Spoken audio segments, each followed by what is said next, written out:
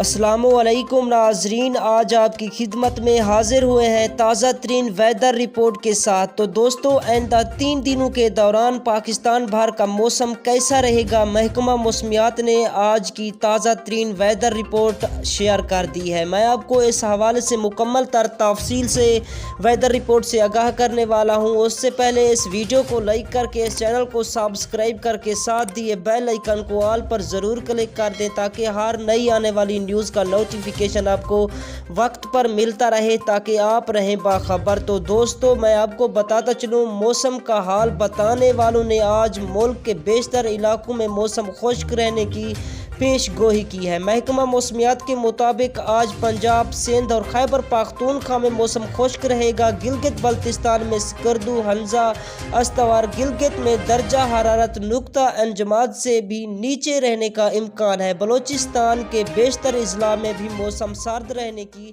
پیش گوئی ہے۔